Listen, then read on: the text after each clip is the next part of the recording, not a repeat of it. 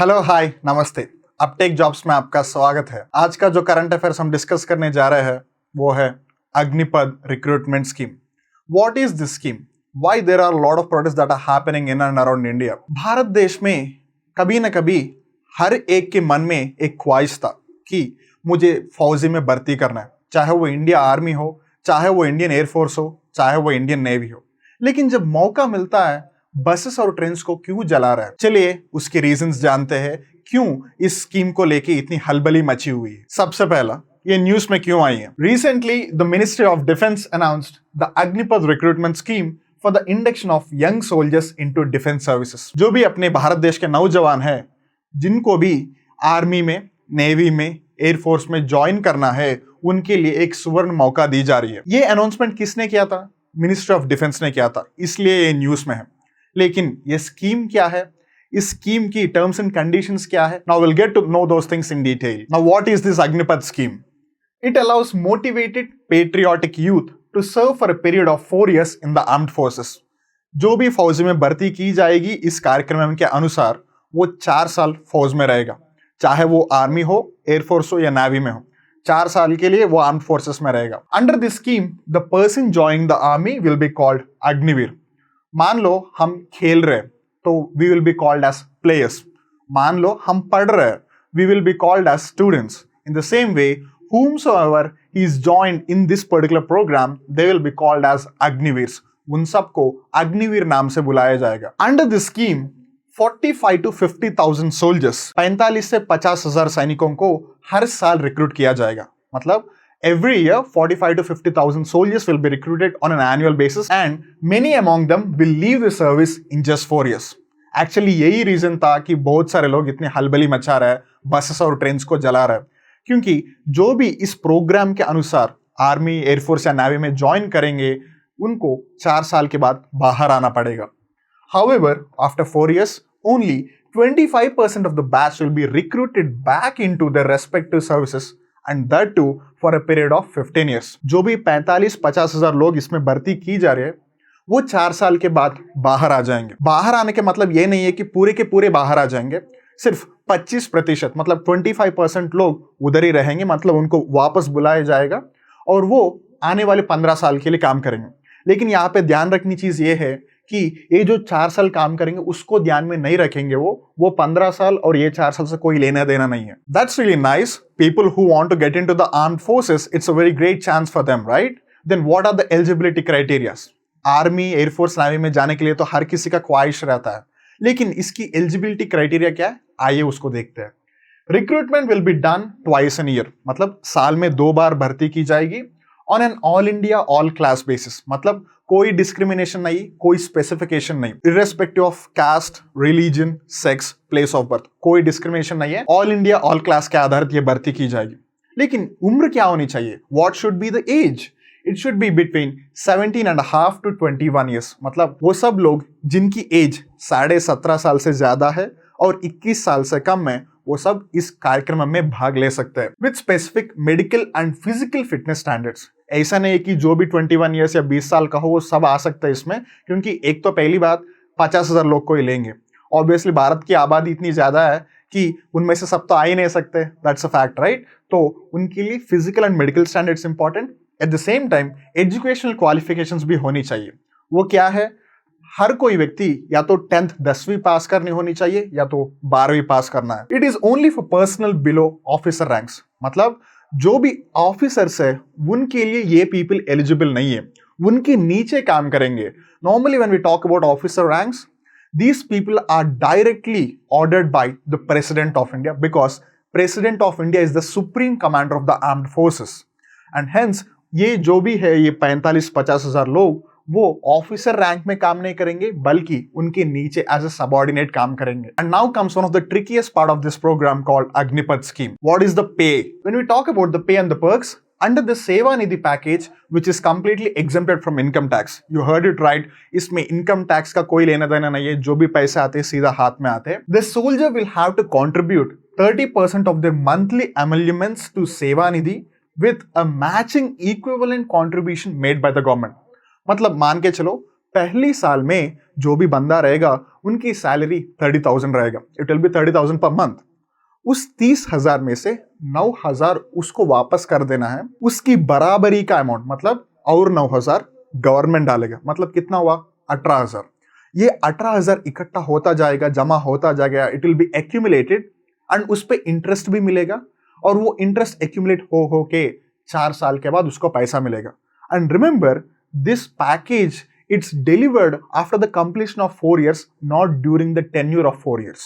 Just now we got to know the person will receive about 11.71 lakhs including the contribution that he has given. हम उसी के बारे में discuss कर रहे थे। मान के चलते हैं कि अगर कोई 30,000 पर महीना अर्न कर रहा है तो उसमें से 9,000 वो कंट्रीब्यूट करेगा, 9,000 गवर्नमेंट कंट्रीब्यूट करेगा। तो जितने भी पैसा एक्यूमुलेट हो रहा है और उसमें जितना भी इंटरेस्ट आ रहा है वो पूरा मिला के 4 साल के बाद उसको करीब 11,71,000 रुपए 11,71,000 आएगा और वो कंप्लीटली टैक्स फ्री है।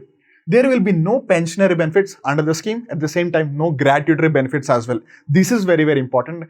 Actually जो हलबली मची हुई है, the protests that are happening, it's because of this. क्योंकि whenever we talk about a government job, whenever we talk about a सरकारी नौकरी, हर एक की दिमाग में एक ही ख्याल आता है कि जॉब सिक्योरिटी होनी चाहिए, the job has to be secured. क्यों? जब तक काम करते रहेंगे तो पगार मिलता जाएगा, काम करने के बाद मतलब when we do get retired we also do get the benefit which we consider it as a pension। And यहाँ पे जो 4 साल काम कर रहे हैं and even if someone continues for the next 15 years उनको पेंशन नहीं मिलेगा। That's a thing why most of the people are protesting against this scheme. Fine, but there will be a question that might be coming into your mind. What is the objective of this particular scheme called Agnipad? Let us look at the objectives. It aims at providing an opportunity for the patriotic and motivated youth to join the armed forces. जैसे हम पहले से सोच रहे थे, चर्चा कर रहे थे कि हर किसी की दिमाग में, हर किसी के दिल में कभी ना कभी भारत देश की जो फौज है, जो आर्मी है, जो एयरफोर्स है, जो नेवी है, उनमें ज्वाइन होने की, उनमें भर्ती होने की कामना रखते हैं। तो ऐसे जो भी लोग हैं उनके लिए एक मौका दी जा रही है। It is expected to bring down the average age profile of the Indian Armed Forces by about 4 to 5. अभी अगर हम इंडियन आर्म्ड फोर्सेस की जो एवरेज एज है, it is around 32 years. And if these 50,000 people come into the picture and if they join these armed forces, then the average age profile of the armed forces comes down to 26 to 27 years. That's a drastic turnaround. But what will the person who is joining this program, who is called as Agniveer, what is the benefit that he gets or she gets? Upon the completion of the 4 years of service, a one-time Seva Nidhi package of 11.71 lakhs will be paid to the Agniveer that will include their accrued interest thereon that we already got to know why it is 11.71 lakhs and what is the interest and what is the amount that the government also adds on. They will also get a 48 lakh life insurance cover for the 4 years. मतलब वो 4 साल के लिए काम कर रहे हैं तो 4 साल में उनकी भी जिंदगी इंपॉर्टेंट है क्योंकि उनके ऊपर एक फैमिली डिपेंडेंट है, इसलिए उनके नाम के ऊपर 48 लाख का एक लाइफ इंश्योरेंस है, जीवन बीमा। Now let's assume a scenario. Unfortunately, if someone dies, in case of death, the payout will be over 1 crore. Life insurance तो 48 लाख था, लेकिन अगर कोई इन केस मर जाता है अनफॉर्चुनेटली तो उनके नाम पे 1 करोड़ का डेथ कवर रहेगा। और दूसरी बात, मान के चलो it's for 4 years, right? If the person dies during the second year, वो जितना 2 या 2.5 साल बचा है, वो जो भी सैलरी उसको मिलना चाहिए वो भी इस 1 करोड़ के लिए ऐड हो जाएगा, which means the person will be getting more than 1 crore if the person dies. They will be provided with skill certificates and bridge courses as well. This is something that the people need to understand because वो सिर्फ 4 साल के लिए army, air force या navy में काम नहीं करेंगे. In fact, the government will make sure that the people will learn something new and they will also be provided with some skill certificates as well. And at the same time, assume that the person has joined this program when he or she is 21. In that sense, the person will be coming out by the age of 25. When he comes out, he will also be learning a lot of courses because the government is providing them with bridge courses, right? In that sense, the person will be able to fight the world, to face the scenario. ये सब तो ठीक है, everything is nice. But why are there some issues? ये protest क्यों चल रहा है? Why are people not happy when there is a chance for the people to join the armed forces? उसकी अगर हम चिंता देखेंगे, no pilot project to test the scheme. This is directly getting implemented क्योंकि normally जब भी कोई programme launch करता है या प्रोजेक्ट लॉन्च करता है, there will always be a pilot program. Pilot program का मतलब क्या होता है कि आप पूरी तरह एक ही बार इंप्लीमेंट नहीं करते हैं। पहले एक डिस्ट्रिक्ट में या तो एक मंडल में उसको इंप्लीमेंट करेंगे, देखेंगे कि क्या चैलेंजेस आ रहा है, what are the problems that are being faced, what are the issues that are being addressed. फिर वो इश्यूज और प्रॉब्लम्स को देख के उसकी सॉल्यूशंस फाइंड आउट करके then you get an example, then you get a situation. Okay, अगर ऐसा करेगा तो ऐसा आएगा, if we do something like this then the problem may not come in between. ऐसा करने के बाद that's when the big schemes gets launched in a country like India. और यहाँ पे कोई पायलट प्रोजेक्ट नहीं की गई है जिसकी वजह से सोसाइटी में मिलिटराइजेशन हो सकता है। It will dilute the professionalism, military ethics and fighting spirit. क्योंकि नॉर्मली अगर किसी इंसान को अगर कॉम्बैट फाइटर बनना है, मतलब आर्मी, एयरफोर्स या नेवी में जाके उनको कोई फाइटिंग लेवल की जवान बनना है, सोल्जर बनना है, it normally takes 7 to 8 years। But यहाँ पे तो वो इंसान 4 साल के बाद बाहर भी आ जाएगा, तो फिर फायदा क्या है? And one of the biggest concern of this particular program Agnipath is there is no pension. That's something which we already got to know. Only lump sum will be paid, which is 11.71 lakhs, and is also difficult to find another job after giving 4 years, which basically means assume that a person who is joining this program is 21 years, which means he will be coming out by the age of 25. Normally आजकल 23-24 साल में लोग engineering करके या MBBS करके doctors बन जाते हैं, अच्छे अच्छे एमएनसीज में जॉब कर लेते हैं। And this guy when he comes out of the army और द एयरफोर्स और द नेवी आफ्टर 25 years, वो क्या करेगा? क्योंकि उसने पढ़ाई ठीक से नहीं किया and he was in the army, so that's a big problem. Tourist soldiering is not a good thing, good idea for India security challenges, क्योंकि इंडिया बहुत सारे सिक्योरिटी चैलेंजेस फेस कर रही है। बिकॉज हमारा देश एक सब कॉन्टिनेंट है, India is a subcontinent because we have all the scenarios that normally a continent face.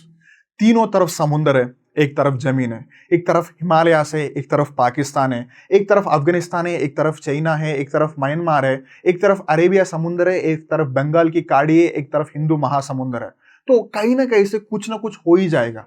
In that sense, it is always better to make sure that there is a standard army, that there is an army which serves for a longer time rather than for 3 to 4 years. Hence, tourist soldiering is not a good idea considering India's security challenges। मतलब India की जो भी challenges है, especially security को लेके, देश की रक्षा करने की जो भी problems है, उन चीज को लेके हम ऐसा टूरिस्ट सोल्जरिंग नहीं कर सकते, क्योंकि हमने ऑलरेडी देखा है एक इंसान को अगर कॉम्बैट फाइटर बनना है उसको कम से कम 7 से 8 साल लगता है, और यहाँ पे वो इंसान 4 साल में बाहर भी आ रहा है, तो वो सीखेगा क्या? अगर सीखा तो भी करेगा क्या? And one of the key factor that is being criticized is training में रिमेन अनयूटिलाइज्ड।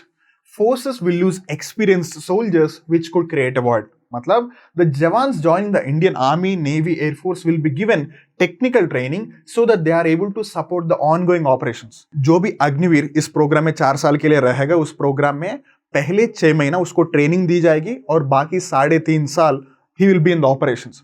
इस 3.5 साल या पूरे 4 साल के वक्त में he will be getting to know a lot of things, he will be getting to experience a lot of stuff।